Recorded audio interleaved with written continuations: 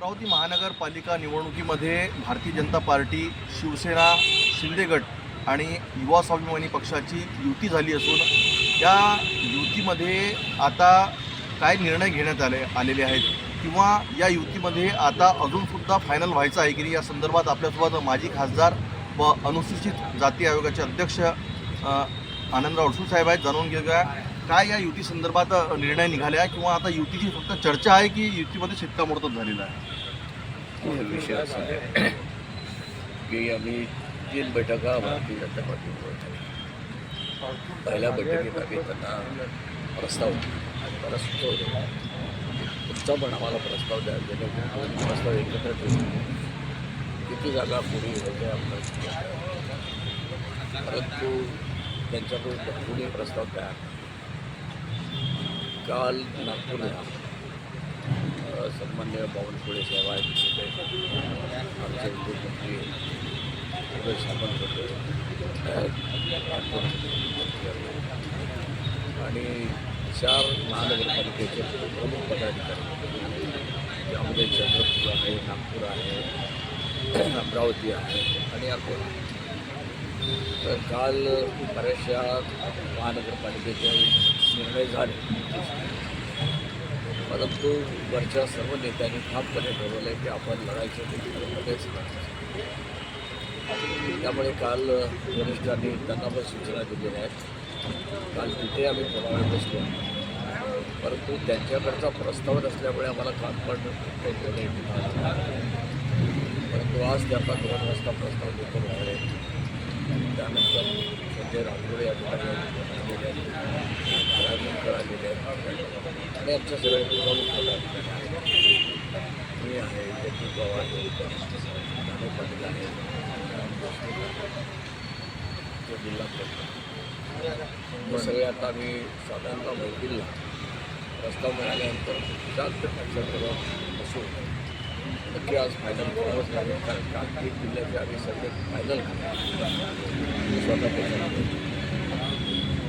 त्यामुळे एकदा पण आज फायनल करणं बंद करायला शिकवून काही त्याच्यामध्ये कुठल्यामध्ये थोडंसं राहिलं वरिष्ठांच्या कानावर हवे, आमच्या शिंदे साहेबांच्या कानावर घालून भारतीय जनता पार्टीवाले तर चीफ मिनिस्टर देवेंद्रच्या कानावर घालतील आणि त्याच्यातून ही युती होईल अशा प्रकारची अपेक्षा. भारतीय जनता पार्टी, शिवसेना, शिंदे आणि युवा स्वाभिमानी हे सोबत लढणार, राष्ट्रवादी सोबत राहणार.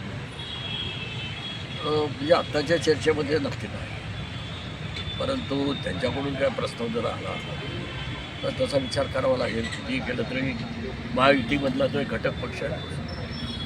सीटचा वाटप कसं काय होईल? तिन्ही याच्यामध्ये वाटप काय, असं काही रेशो ठरला आहे? नाही, रेशी वगैरे ठरलेलं नाही आहे.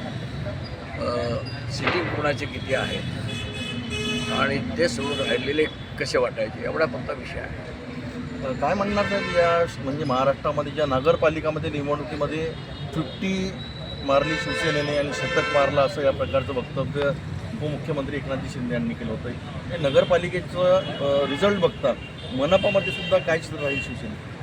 एक तुम्ही पाहिलं की नगर परिषदांच्या निवडणुका पार पडल्यानंतर जो रिझल्ट आला त्यामध्ये भारतीय जनता पार्टीला 101 कोटींची आणि आम्हाला डायरेक्ट 62 आहेत आणि आणखी 4-5 आमचे अलायन्स आहेत. हे आम्ही मोर दॅन 65 आहोत. राष्ट्रवादी त्याच्या पाठोपाठ हे महायुतीला लोकांनी स्वीकारलेलं आहे.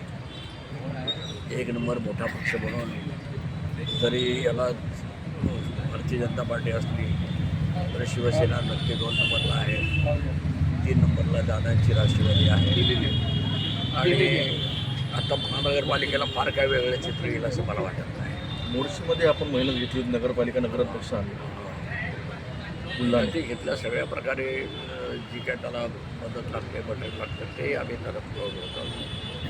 3 ठिकाणी आम्ही कॉन्सन्ट्रेट केलं होतं, एक दर्यापूर, अंजनगाव आणि मोर्शी. दुर्दैवाने आम्हाला खुर्ची घेत आहे तर त्या ठिकाणी अपेक्षित यश आले नाही. सगळ्यांना कल्पना आहे, अतिशय वातावरण चांगलं होतं, क्वालिफाईड उमेदवार होता, जातीच्या समीकरणात बसत होता. परंतु काय चमत्कार झाला माहिती नाही, कारण ते बंद 10 दिवस काढायची गडबड झाली असण्याची शक्यता आहे. एनिवे जो आहे तो स्वीकारावा लागतो ते वेळ द्यावी. तर ते चित्र किंवा आजच्या महानगरपालिकेला त्याच्यापेक्षा फार चांगलं. एकूणच महानगरपालिकेमध्ये भारतीय जनता पार्टी, शिवसेना आणि युवा स्वाभिमानी पक्ष या संदर्भात युतीचा अजून निर्णय जो आहे तो स्थानिक पातळीवर आता घ्यायचा आहे. नागपूरमध्ये झालेल्या बैठकीची माहिती माजी खासदार अडसूळ साहेबांनी आपल्याला दिली आहे आणि आज 5 वाजता टोटल महफिलमध्ये एक जी संयुक्त बैठक बोलावण्यात आली आहे. यामध्ये सर्व पदाधिकारी, शिवसेनेचे मंत्री संजय राठोडसुद्धा येत आहे. यामध्ये शिवसेनेचे राष्ट्रीय सचिव माजी आमदार कॅप्टन अभिजित अडसूळसुद्धा येत आहे. आणि काय या बैठकीमध्ये निर्णय होते याकडे सर्वांचे लक्ष लागले. मी कॅमेरा पर्सन मोहन विश्वकर्मासोबत नितेश किल्लेदार, सिटी न्यूज, अमरावती.